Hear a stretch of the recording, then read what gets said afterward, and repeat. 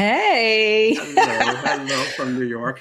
welcome back. Hello from Florida. Yeah. Episode number 10 has Yay. arrived. All right. Very exciting. And Yeah, alive. yeah, this is How cool great. is that? So Absolutely. here we are, June 8th, 2026, and we have some topics to cover. Basics. Then we'll get a little bit about the weekends because we Yep. always like to update on what we're just Yep. doing in our normal lives, right? Right. Right. However, the content, right, that we cover here, just so our viewers know, again, on this 10th episode, is that we take it from a standpoint and we look at it from a lens of Vinny being with the law enforcement for 2 decades, beyond 2 decades, and myself being in education over 3 decades. And so we take it from perspectives that start with that, but then we also throw in our life experiences being Yeah. parents, right? And Yeah. just dealing in various aspects as both a man and a woman, right? Right. So, and we welcome all thoughts all the time. Please subscribe and keep your comments below. And this Yeah. is our live episode today, so that's awesome. Yeah. Very cool. Vin, what'd you do over the weekend? So I have my daughter's graduation party next week. Oh, So we were out just maintaining the lawn and the grass and watering all that stuff, and caught some sort of cold or something, cutting trees and trimming and all that kind of yeah. stuff. So yeah, so that was pretty much about it. I actually had to work on Saturday. For anybody that doesn't know, I'm a private investigator. So I was out early in the morning on Saturday doing my private investigation stuff. So we could have a conversation one day on that, on what I do and what we try to do as private investigators. And that's it. Just woke up today with this hay fever kind of nonsensical thing that I got going on, and then hopefully knock it out the next day or two. That's really about Nice. it. What Yeah, about I you? know. What about I you? know. Especially as the season changes. And when it comes in so quick like that in New York, because it was like rainy and cold, and then all of a sudden it escalated into the 80s. And I know that that can cause a little bit of a problem for, Yeah, yeah, 100%. Yeah, allergies. So and that just and stinks. yeah, and we were out all day yesterday, just cleaning up the yard and all that Yeah. stuff for this Yeah. party. So that's it. What about you? What was up with you? Just a pretty relaxing weekend overall. So no complaints. And just enjoying time, honestly, again, with the kids. Like you said, it's what we do, right? So, Yeah, however, there were some breaking news and other aspects that went on that are very interesting. over the Uh, weekend. so yeah, so this one I want to start with the Butler, Pennsylvania new discovery in the Thomas Crooks attempted assassination on Trump's life. Yep. Craziness. Yeah. Judicial Watch, as we see, posted here, had an FBI records reveal.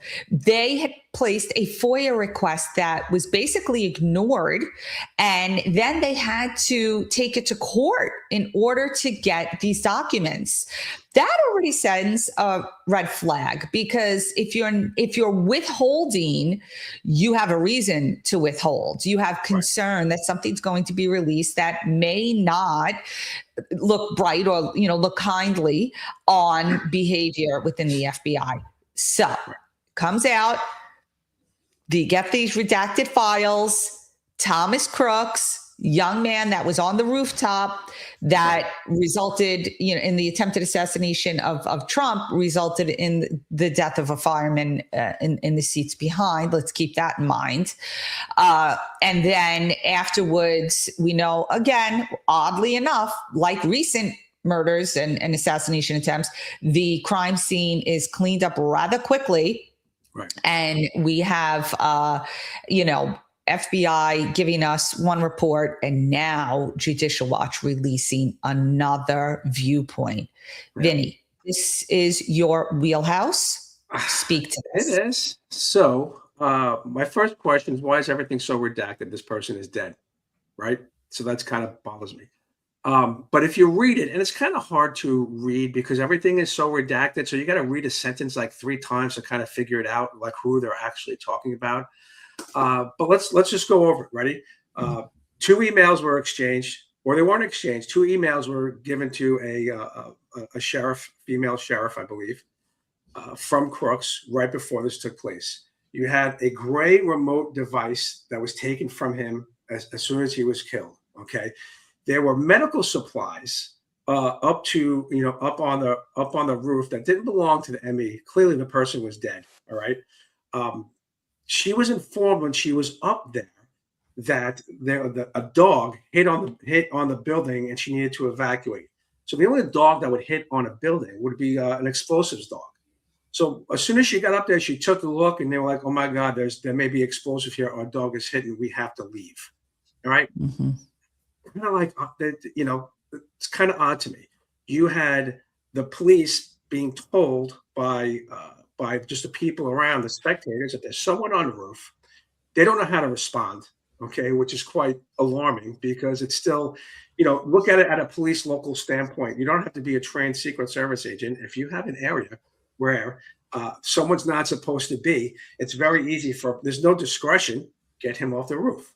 Like, go and check it out. And it took them like a long time to do that, all right? We know for a fact that the two cops inside the building that had a line of sight to that, to the rooftop, they left their post. Okay. It also states in here that this individual Crooks, he had trained at a DHS gun facility. And why was he cremated so quickly? Like, I don't know. I mean, he was cremated like within a week. Like, so I don't know. Yeah.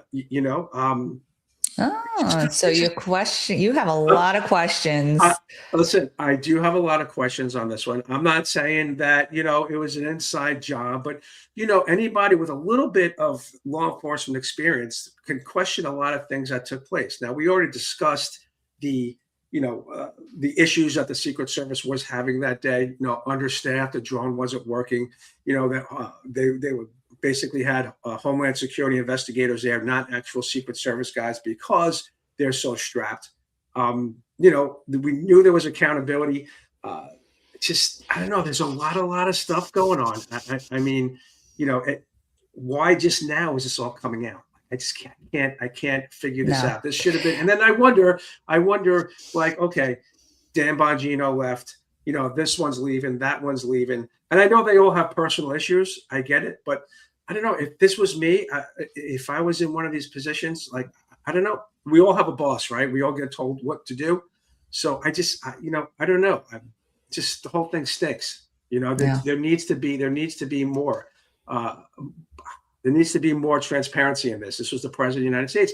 And we all know it's a known fact. And here's your conspiracy that I'm going to throw out there. But this is a known fact that Lee Harvey Oswald was being run by the CIA. So, do I think that wasn't known, Vinny, right? For how long? Right. Not at the time. Yeah. Right. Right. So I don't know. Again, all these that's a really depth point to make at this moment, because if there is, because now we know that history shows that the CIA had placed an assassin, right? And now we have another situation where things are not adding up yet again. Could a government funded facility actually be a terrorist organization within our own country? This is a possibility. Yeah. And this is what we're looking at here, because things just don't add up. And the protocol was odd. It was odd. The fact that it was cleaned up so quickly. He's cremated the next day. I mean, things are not. Now we had a conversation with the deputy prior to the shooting. 2 conversations. They're heavily redacted. Meanwhile, the suspect is already dead and gone. Why is it still heavily redacted? Right. All of these things are screaming. But will we ever truly see any type of accountability for it or anything come out? Or are we going to be waiting another 30, 40 years before it comes out, when everybody who was responsible for anything is, dead, gone, retired, whatever, senile? Yeah. I don't know. I hope so. And again, I bring up, all these people leaving over this past year. I believe in them all. I think they all did, contrary to some people, I think they all did a great job, and people leave for all different kinds of reasons. But, if I was in charge of something, some sort of agency, and they're telling me you can't let this out, I'd be like, you know what, I'm out. Like, I can't, like, this has to be known. And I don't understand all the redactions. The only redactions that should be is the police officer's name that was on the email, right? There's so many redactions on this 49 pages. There's just so many redactions. I don't get it. I don't like the fact that, and we said this in the very beginning, I don't like the fact that, they were telling the officers, there's somebody up there, and they're just looking around. Now, I've worked with very good, I started as a police officer. Right. I'm a cop at heart. I slid over to the Secret Service. I've worked with very good police officers. I've also worked with police officers who just want the overtime for that day and could care less. So I don't, you don't really know, which way to take this. The only thing that I can say is, like, as soon as this happened, Bartlett PD, which bothers me to no end, they were saying, we have we didn't get any information from the Secret Service what to do. We only had one meeting and we didn't have it. So they were trying to drop the ball right off the bat, and I will defend the service from the very beginning. When you're a counter sniper, there's really no discretion. Like, there's not supposed to be anybody on the roof. So that is one sentence that should just be that's the meeting. There's not supposed to be anybody on the roof. If there's somebody with a gun, take them out. There doesn't need to be massive meetings about that. Right. And I have a problem with that. Everybody's responsible. This falls on the Secret Service, but now this falls on the American government that they don't want to be transparent, and it took a lawsuit for this to come out. Right. It's a shame. I mean, look, you are an educator. How do you see this? Like, what goes through your head as an educator? Maybe not as a law enforcement officer, but as an educator. So that's a great question. And let's take it from that lens and a different perspective, right? And this is what I say. One of the issues that brought me to a turning point in education was that I was committed.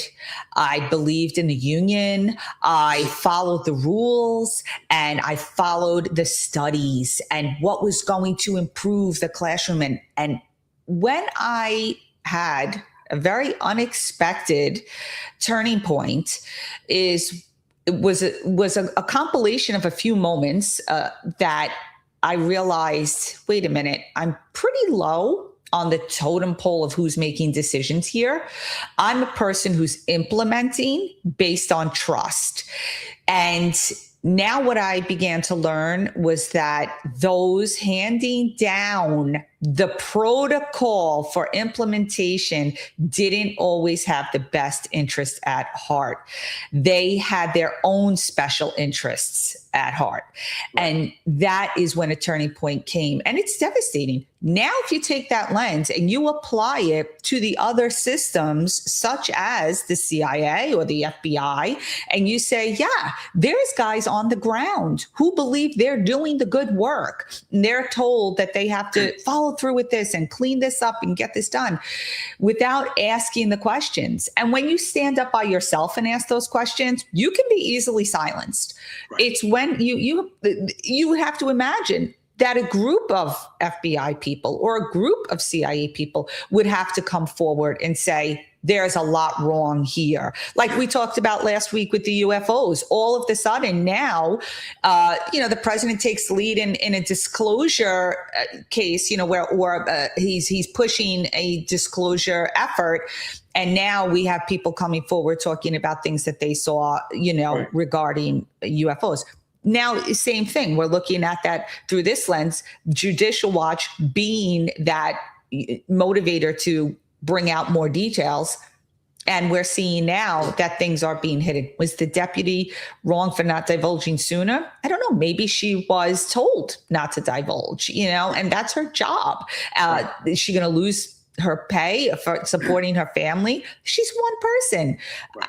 There's a lot there where weak links allow bad leadership to remain, is what I'm saying. We don't even know what the email was about, but it would have been nice to find out like a month later, hey, this is what's taking place. And on the flip side of this, we say, okay, how, if this was an inside job, right, how would this affect the country right now? Knowing that, we had a JFK conspiracy, which, I think at this point in our lives, we all feel like it was an inside job. Right. So I just, and going back to, improper handling of a crime scene. Okay. Like, look at Charlie Kirk, right? He was shot, and like 3 minutes later, those police that were there were already taking down the cameras. So, this is not washing the crime scene. Right. They concreted over the entire crime scene within like days, that even the contractor who did that job had to come out recently and he was like, I did not understand. Again, a low-level person doing what they're thinking is okay, and really aiding and abetting unbeknownst. Right. But improper or inexperienced, and I understand that. When was the last violent murder on TV that they have? I mean, that would not have happened in New York, the homicide detectives and the people on scene. That wouldn't happen in major cities. They're used to it. So, you got to explain with the inexperience and the actions that come that aren't textbook, it brings out the conspiracies like we're doing today. Now, all the stuff that we're talking about, it just doesn't make sense. Does it lead to a conspiracy? Right. I mean, listen, you want to say, okay, small town local authorities, but this was, an assassination attempt on the president's life, just like Kirk, an assassination attempt on a major influencing figure. And I'm sorry, but as I've said, growing up, if there was a crime that didn't even involve a murder, you couldn't go near the scene until like for days. So that's just regular folk, This case is how it's not about local authority, because at that point, federal has already come in and taken over. The fact that they cleaned these crime scenes in like quick time doesn't make sense. It doesn't make sense. And going back to the feds take over, that was in the outer perimeter. So that responsibility goes to the locals. And that's because we need them for the trespassing violations. We need them for the parking violations and all that stuff. So that was out of the secure zone. The secure zone is basically for the feds and the Secret Service to have the inner movements. It is confusing. We can't have, local police on the Secret Service channels. There's different channels for the post standers. There's different channels. It's a very complicated thing, and usually it always goes well, but the communication was absolutely horrendous. Yeah. And you put, and I'm just thinking right now, back, and I heard when this was going down, I remember one of the cops going, I told the Secret Service to put somebody here. I told them to do that. They didn't listen. It's like, well, then why didn't you do it yourself? Like, it was in your zone. Like, if I'm the cop, if I'm the commanding officer of the local PD, I would be like, hey, you know what? The Secret Service don't know what they're doing. I need a post stander here. I need somebody to cover this right now. And you do it. Or you just put your medical, you put your ambulance there, or you put you set up your command post. Like, there's so many things that they could have done instead of just pointing the finger and say, we didn't, we told them about this post, but your guys left. Your guys were upstairs and they left. They would have had a line of sight. There's a ton of things that could have been done better that way. Somebody died. The president almost got assassinated. Terrible stuff. But for the love of God, when you have these things, you got to shrink it down. And I know listen, I was the executive officer of the rapid response team. So I put everybody where I needed to put for Homeland Security. If I felt that if we were working with ATF or marshals or something like that, I would be like, hey, listen, I'm going to place a guy here because there's a gap in security. Right. They didn't do it. So, I'm disappointed that it had to take a lawsuit for this. Right. It bothers me that that there really isn't any transparency when it comes to this type of stuff, and the fact that I don't think anything else will happen. But we'll see. I mean, again, and that's the scary part, right? Yeah. Like, so you have these major law organizations that are the foundation of protection and safety in the United States. And basically they are acting more like a cartel. Right.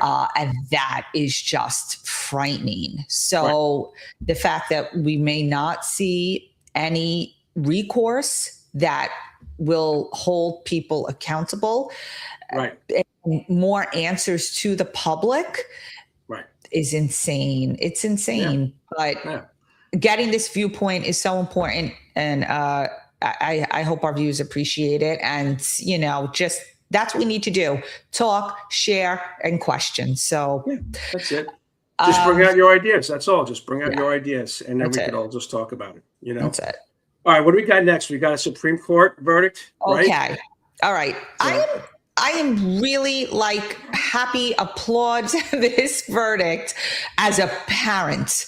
No matter what our standpoints are, a school should not be dictating to us what they're going to be teaching in a sense that violates our personal views and values in general. So that public schools across the country have become biased, and there's no impartiality anymore. There's no just teach math. There's not just teach language, just teach history. It has become a game of politics deep into the classrooms now. Parent rights, SCOTUS, in a 6-3 decision. The court has returned some sanity here that public schools generally must provide notice and opportunity for parents to opt out when the instruction substantially burdens the parents' religious beliefs. Amen to that. Yeah. I mean, why does it have to go to the Supreme Court? And, exactly. How many times I say this every topic, once a show, I say, I don't understand how this topic became political. Like it just doesn't make sense. The fact that 3 people voted against it just happened to be the Democratic. It's scary. It's just scary. I don't understand it. I mean, as a parent, you just want to be a parent and you don't have to worry about all this nonsense. Right. And, some of the things, the advance notice, schools must tell parents before exposing children to challenge books. Forcing children into, religious beliefs is unconstitutional. All this stuff. I mean, there shouldn't be any forcing. And this is what they're doing, right? They're hiding, and this is the shameful part, right? Because any group that may have had significant any type of prejudice against them, they want to say it's the LGBT, and they need to bring this more into the schools so that being of a different sexuality is accepted. First of all, sexuality should never be in schools to this extent. Period. No. And K through 12, any sexual issues as the child is developing remains in the household. Done. Right. I do not want a teacher speaking to my child about their body parts or about what they should be accepting. Right. Nope, that's not how it works here. And I'm going to put, again, another case to point happened in the Comstock School District. It was in the news regarding a teacher in 4th grade who groomed her classroom. Okay. She had one child. She was in a broken relationship, her own relationship. She had one child who happened to be gay, and almost makes you wonder, after witnessing what she did to the students, did she also do it to her own child? Almost like they needed this, like a Munchausen, to give themselves some validity, a cause to stand up for, that she was this LGBT advocate. And so she had hung LGBT paraphernalia in her classroom. She had bookcases. She had quilts. She daily read to them about sexuality. They're 10. Right. They're 10 years old. And one of the children desperately wanted that love and attention and acceptance and changed her name to be a boy's name, blah, blah, blah, blah, all this other stuff. They never told the parents until the 10-year-old didn't want to play this game anymore. 7 months into the school year, she just wanted to be herself again, but she couldn't because she was scared to lose the teacher's affections. Right. So she wrote a suicide note. Vinny, come on. This is what we're talking about here. And that was at the point that the school district notified the parent. This is ridiculous. Do not go near the kids with sexuality. End it. Shouldn't. End it. And these books that are out there, and Justice Sotomayor, she said, there will be chaos for this nation's public schools. these are the rights that cause the chaos. I don't agree. There should Parent be one rights cause flag. chaos. Yeah, there should be one flag, and that should be the American flag in your classroom. And it's just, I don't know. Again, like I'm going to say it again. I don't know how this is political views when there's so much stuff to worry about. Like I don't know why they're trying to. What is the end result of doing this? Right? What is the end result of trying to hang up an LGBTQ XYZ? All these. There's another letter on there. I don't even know what it is. Like they just added it on recently. Like LGBTQAI plus of right. some nonsense. Like how about you just treat your kid just to to be polite to everybody, and then just call it a day? Why does my son's sexual preference have anything to do with what you're teaching? Right. It's just crazy. And then what is the end game? Right. Yeah, like what is the end game? And you're talking about, there was a predominant LGBT organization that was very much in the Queens and Nassau and Suffolk County schools. And they were pushing these GSA clubs. These GSA clubs had started out kind of on their own as a club within the school that a child who was leaning towards, that sexuality and needed a space, they had it. However, another organization comes in a few years ago and around 2017 established themselves in that Suffolk area in Hauppauge and begins to get into the GSA clubs and coordinating with them. And the next thing you know, GSA clubs are springing up all over the place. This, organization is growing. The money is pouring in. They're getting like $10 million in funds from the state until even the state did an audit and realized that the funds were being misused and pulled their funding out. That was also a news story. What else then do you think this organization is doing? The person running it may have their own personal interest, because there was another case with the leader of that organization who went up against someone else who was gay, I believe a police officer who had a case. So you're supposed to be supporting these people, but when they don't support you back, they're the enemy. Right. This is what we're talking about here. There's just too much politics involved with it. Too much pulling in one way or another that children should not be exposed to. So kudos to SCOTUS on this decision. Very disappointed in the three that thought it was okay to vote against parents. Right, 100%. And here, and kudos to the Democratic Party, because I have to say, like, they will always stick together, whether they believe in this or not. And that's a problem that the Republican Party usually has. I mean, outside of Fetterman, I can't see that this topic should even get to the level that it's at. I mean, the normal person, the mainstream Democrat, that they claim to be, are they left? Are there any of them left? Because they always seem to vote, to the extreme.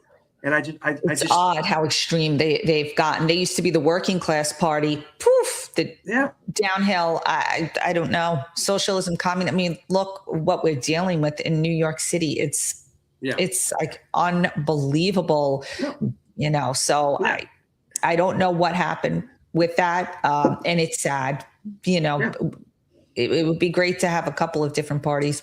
It would also be great to have a couple of different school options. And the teachers' unions hold on public schools is also something that has caused a significant problem. Right. They are the ones pushing a lot of this. So I'm so happy that SCOTUS actually pushed back 6-3 decision that parents will be retaining their rights. We'll see how it goes, though, in New York, because they passed a lot of stuff in their constitution in New York. We're going to come up to Hochul next. We're going to talk about what she's doing. They've already changed their constitution, adding 11 new protections that are supposed to be under Title IX, 11 new classes. Now they want to change language, Vin. Are we ready to get into it? Yeah, let's throw it up. Man, we got a video. The bill passed so fast and with no debates that several lawmakers were privately shocked when they learned it passed both the Senate and Assembly. If Hochul signs a bill, the words mother and father will be removed from family court law and replaced with gender-neutral terms. Mother would be replaced with gestating parent, and father would be replaced with non-gestating parent. The bill's memo argues that this new language is more inclusive, and it takes into account that a biological parent doesn't always mean that they are an actual mother or father in a child's life. For example, if a child is adopted or born from a surrogate. But critics of the bill argue that this change is unnecessary, especially when lawmakers only have one more day left of the legislative session before they leave Albany for the rest of the year. Republican Assembly Minority Leader Ed Raw weighs in. And we also asked Governor Hochul if she will sign the bill, but she avoided answering directly. We don't think it does anything to make New York more affordable on a permanent basis. And that's what New Yorkers are talking about. That's what they care about. They want to know what we're doing to make their lives more affordable. I'm not familiar with what was introduced late last night, so I'll take a look at it. But I have until the end of the year to review them and make a decision. So I won't be commenting on pending legislation. Now, we also reached out to the sponsors of the bill in both houses for an interview or even a comment, and they declined. Of course they declined, because it's crazy. So that's why I sent out the ripe bananas, because this is probably the zaniest thing that we've ever heard of. No, You know? it's ludicrous. And I do want to say, okay, that the sponsor of the bill, okay, is someone who was in the assembly, and then he became a senator. But in between that time frame, from when he was in the assembly to when he took his Senate seat, he was arrested. Okay. He hasn't served time. He was arrested. I think he was able to get the charges dropped. Interesting. Right. I believe it was like a harassment or a domestic issue. So something to do with violence. Right. Can't get better than that. And then he gets, and then he takes on a Senate run. I mean, it's just, okay. Yeah. What? Now he just wants to, he sponsors this bill to remove the words mother and father. Like, right. That's what you're thinking of? With all the things going on in New York, with the fact that we have aquifer problems, data center issues, we're dealing with various crimes that are like literally through the roof. Yesterday, a stabbing of 5 people by Madison Square Garden. It's just in Penn Station. There's just so homelessness. People putting people on fire in the train station. We have a ton of things to worry about in New York, and you want to remove the words mother and father. Right.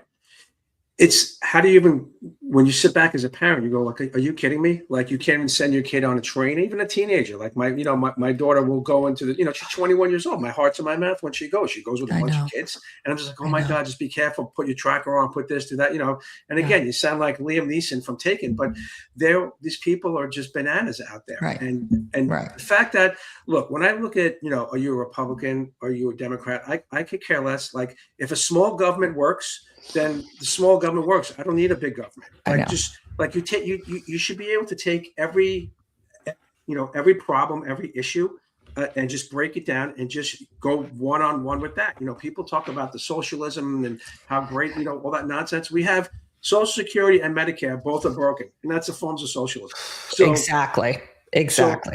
So I can care less about who, if you're a Republican or a Democrat, if you make sense, you make sense.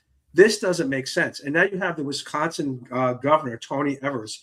He wants to replace mother with inseminating person. You can't make it up. I don't understand. So do the blue states just right there? Do they just they talk to each other and they say let's try our best to destroy the American family. Yeah. I think California, if California does something, I think Hochul will be like, oh, crap, California's doing it, so should we. We're a democratic state just like them. I can guarantee you that she will not answer any questions about that bill. You can ask her next week, and she'll say, oh, it's still pending, and I still haven't looked at it.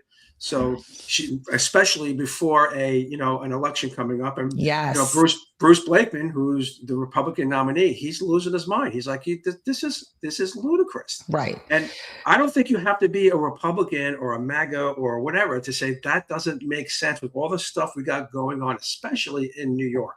Like you said, the crime, the taxes. My taxes are absurd. Like, you can't figure this out, and you got to waste our time with this nonsense. Why don't you just leave it alone? This is what this country was founded on, built on. And you want to do something in all honesty, you want to make these changes. Now, we just had this Supreme Court win. Okay, fine. So, but they want to take it on the state level, right? And keep changing things like they did with the recent one, the proposition one that they had passed in 24. So where they changed the categories. They keep doing things to take more and more rights away from the parents. And Right. this, again, is another one of those where they're going to diminish the value of your title. You're just a gestating parent. Seriously? What does that Like, mean? it is just another diminishing of your purpose and your title.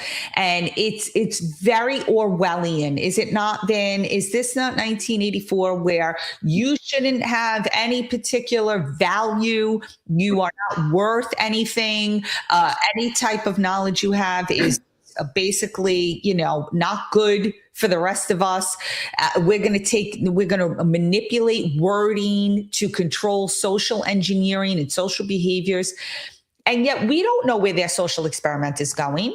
So you turn around and you want to take these terms away in family court where it's the law of the land, and you're going to take these terms away, and that's going to drip into school systems, and that's going to drip into hospitals and medicals. It's going to go everywhere.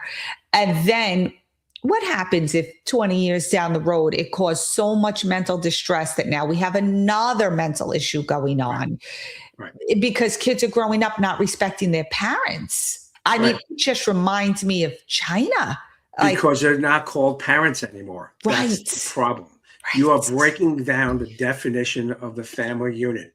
Right. Now, with that statement, does that mean, two gay people can't raise a child? No, absolutely not. But I don't understand. You can't be called dad and dad? What's the problem? Right. Why can't be called mom and mom?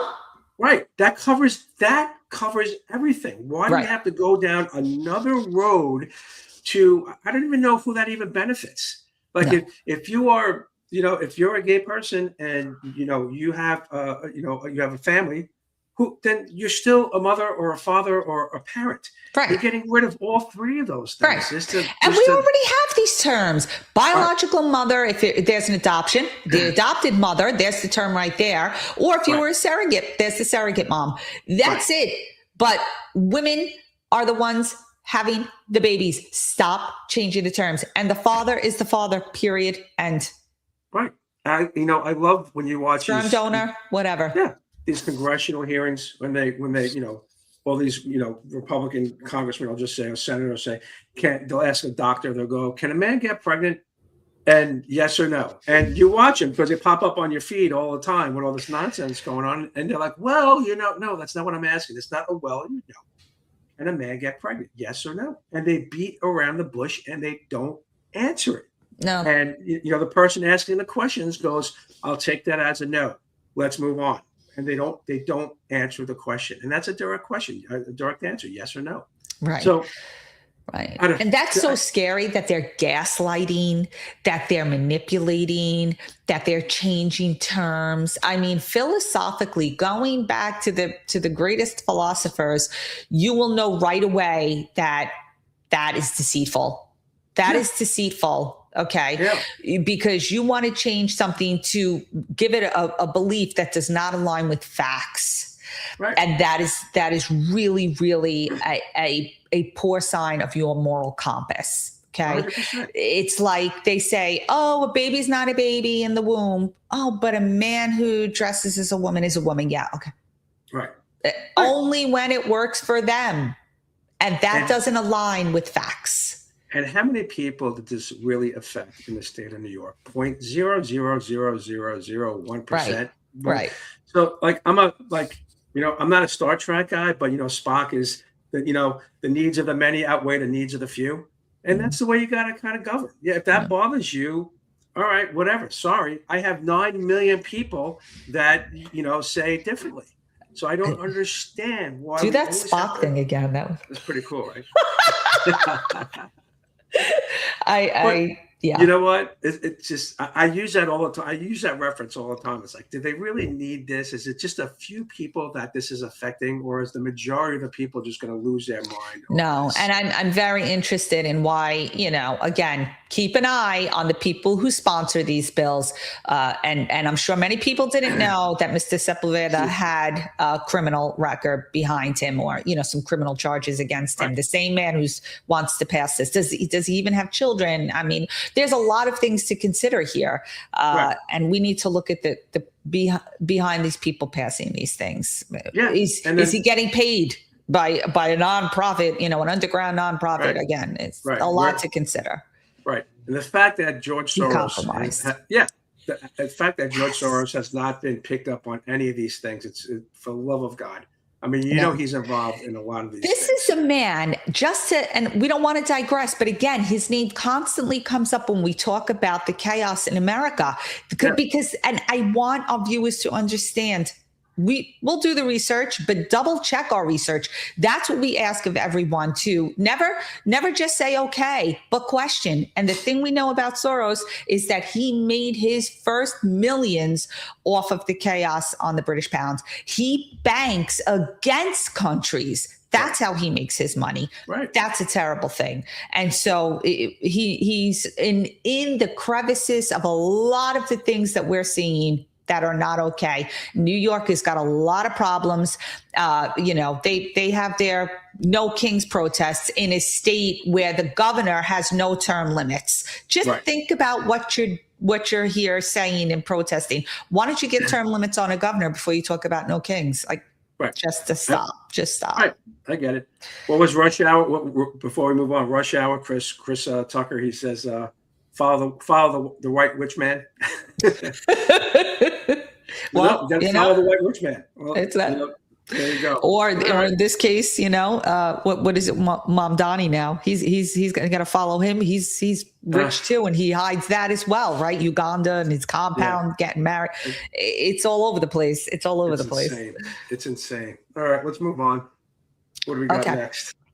So we have some controversy on this Iranian guy who sold computer parts to Iran. Right. Federal prosecutors say that Gomi, a 63-year-old resident of Newport Coast, Cali, was arrested and charged with conspiracy to violate U.S. sanctions on Iran. But he's not been convicted yet. The allegations are part of an ongoing case. So he was accused of selling and helping the U.S. origin networking, security, and encryption equipment. He was aided in computer and communications technology to Iranian customers.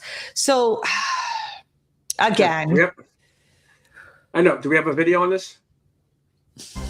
Breaking news right now. Federal agents arrest a man for allegedly selling tech to Iran. Assignment manager Mark Liu live at the desk with details straight from the Department of Justice. Mark. Yeah, that's right. The DOJ says this man has dual U.S. and Iranian citizenship. He's been arrested by federal authorities and is accused of selling sensitive computer equipment and technology to Iran, some of which may have made its way to its nuclear program. Now, let me show you the driver's license photo of this man provided by the DOJ. Now, they say this is 63-year-old Jamshin Gomi of Newport Coast.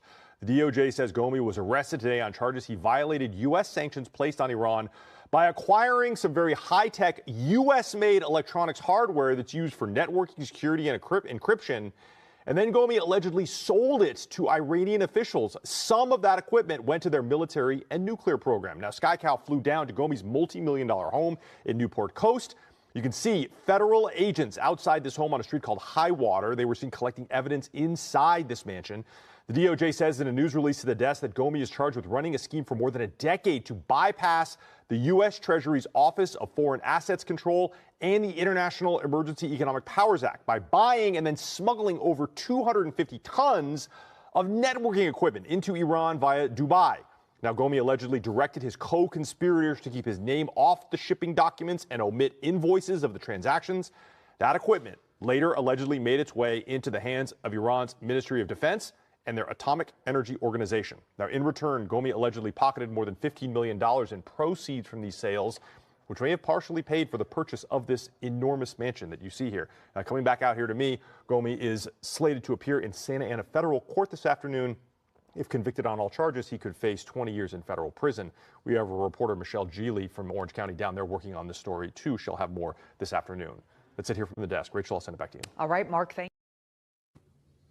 So what do I always preach? I always talk about the immigration problems that we have in the United States. This is a dual citizen. I don't care if he's here for 20 years, 30 years.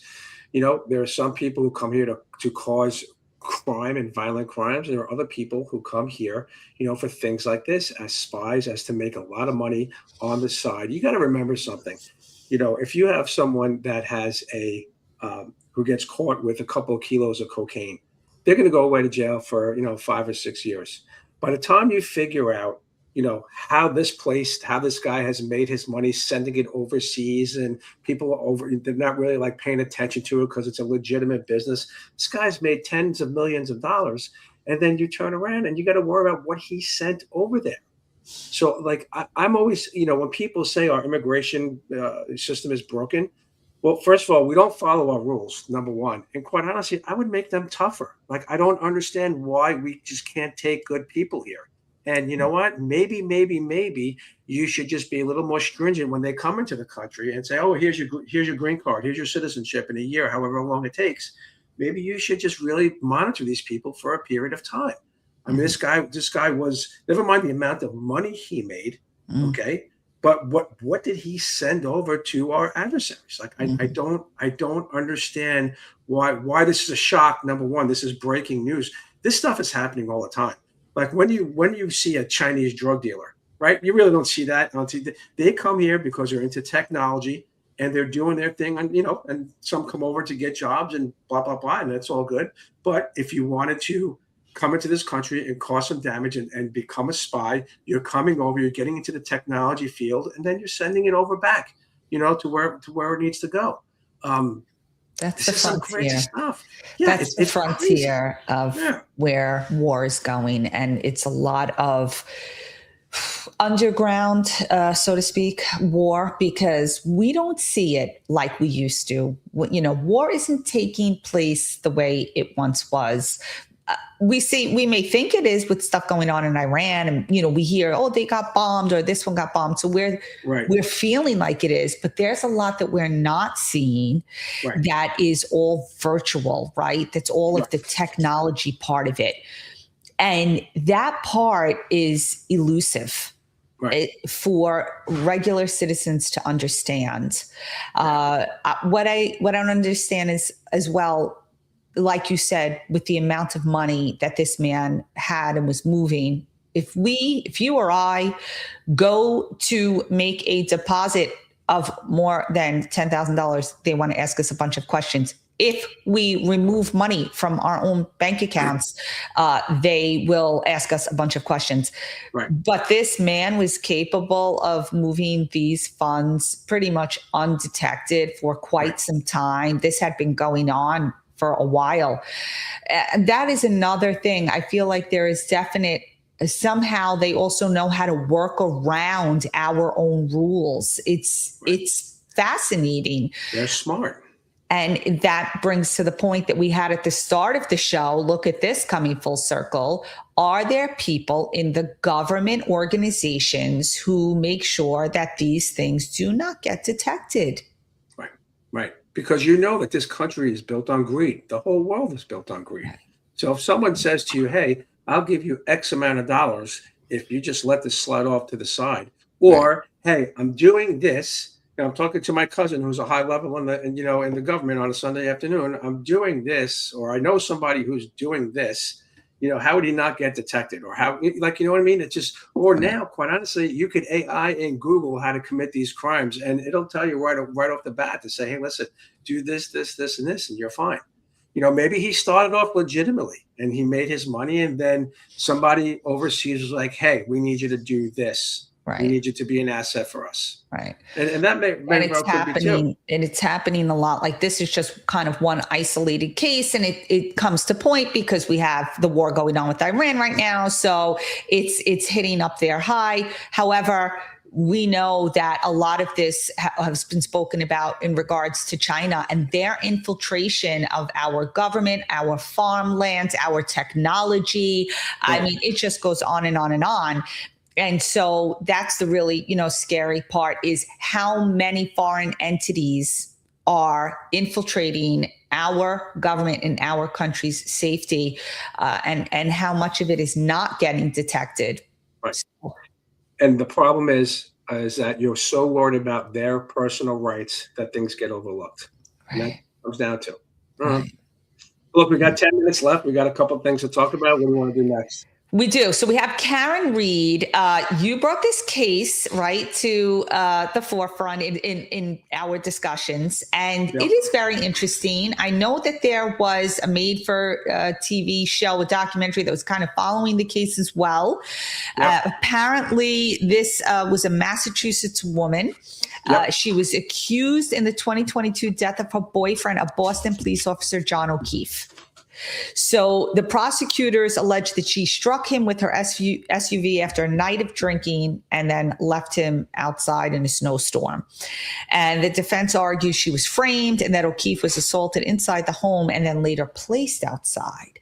So what we understood was a lot of craziness came out of this. And again, Vin, talking about those different layers of leadership and power coming right to the local level. This is what, is this strongest sense of that blue line of silence, I believe they call it. And these people knew that they had harmed one of their own and instead pinned it on the girlfriend. Yeah, because they think what they're saying is, well, the defense argued that there was an argument inside when she dropped him off. There was an argument inside. It was a cop party. Nothing good comes out of a cop party. Okay, nothing good. And they're saying that he had blunt. We need trauma. More on that in the future, Vin. Well, we'll talk about that. Tag that for a future show, whistlers. But 100%. But there's a lot of issues. They said, they had a doctor say that his arm was consistent with dog bites. There was a dog there. They rehomed the dog right away after this happened. They said that she had to have hit him at 20 somewhat miles an hour backing up, and she was just backing up. She goes, "Who backs up at 28 miles an hour during the snowstorm?" So there was a lot going on with this. One of the police officers was fired based on drinking. Mm-hmm. So she is now going to sue civilly the police department. Mm-hmm. The burden of proof is a little less in a civil case, but this is going to open her up to more depositions and stuff like that. When she was pleading the fifth on the stand, she's not able to do that anymore. So, that it's going to be pretty interesting. I hope she's well versed with her attorney. Right. You can't be like, "Hey, I'm going to sue you civilly, but I'm going to plead the fifth." You can't do that. No. So in 2024, it was a hung jury, mistrial. 2025, she was acquitted of the murder and manslaughter. But then she was convicted only of operating under the influence. This whole thing is kind of all over the place. But there's a wrongful death suit with the O'Keefe family against Karen Reed. Is still ongoing. So this is peculiar, but what they did overall come out with was that there was misconduct on behalf of the police officers involved, which muddied the case. And apparently his death did not quite align with just being backed into by a vehicle. No, and I mean, somebody at the party Googled how many people or how long does it take for someone to die in the snow? I mean, so that's, how do you defend that? Right. So that's that is a problem. So we'll be on this. We'll keep on this, and we'll just keep seeing how it goes. And we'll just kind of take it from there, But I could say that it's going to get interesting. So, hopefully it works out. And I think the reason for, honestly, it's kind of, I hate to say stardom over the case, but, is because there is a very, deep sense in a lot of what was brought out with anti-police rhetoric through the years. And many people feel, uncertain about police officers and their code of silence, and that, like you said, nothing good happens at a police party. So there is this kind of underworld there too that people want to know more about. And I think it's probably something that needs to be cleaned up a little bit. Maybe we could get deeper into that on another show, but talking a little bit more about, about these types of things regarding the world of law enforcement, like we said, with CIA and FBI and those types of, privacy issues. Right. So just remember one thing, everybody. It's not what you know, it's what you can prove. Oh. And that's another reference from another movie. That was Training Day, but it makes sense. It's not what you know, it's what you can prove. So, all right, we got a couple minutes left. What do you want to do? We got one more topic, or you want to just go to the last one? It's up to you. Okay, so basically, we have genetically modified ticks and mosquitoes. We're going to get on it quickly only because you're suffering from working outside and cleaning your yard. Here it is. 750 million genetically modified insects to be released. Yep. This is interesting. So it's part of Google's Google's debug product.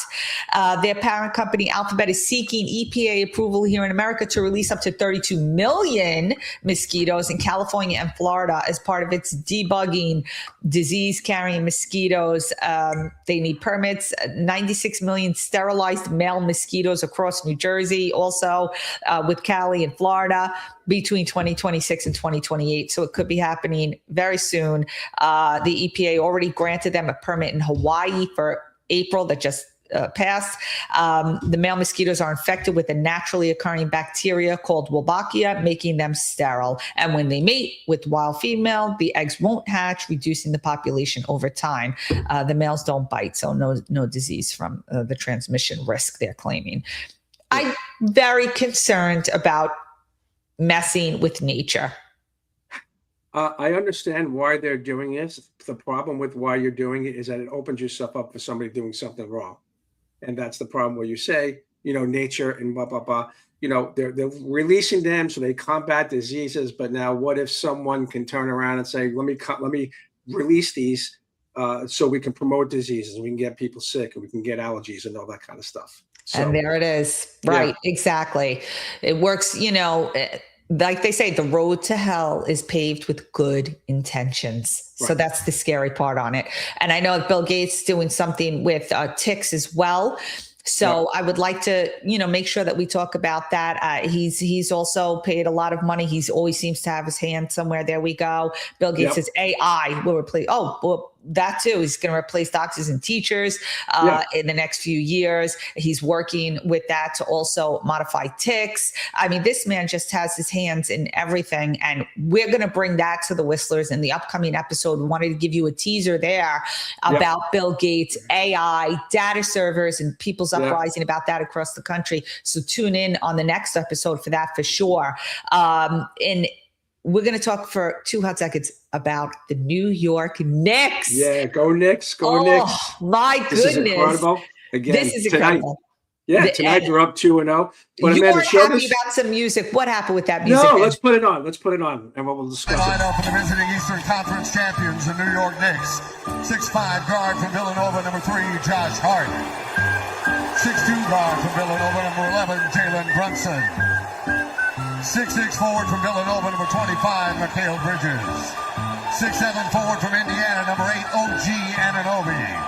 And a 7-foot center from Kentucky, number 32, Karl Anthony Towns. New York's head coach, Mike Brown. You know what? That's some nonsense. Honestly, whoever did that, that's not cool. I mean, this is a championship game. Right. I mean, you don't have to put any music. You could have them put their own music.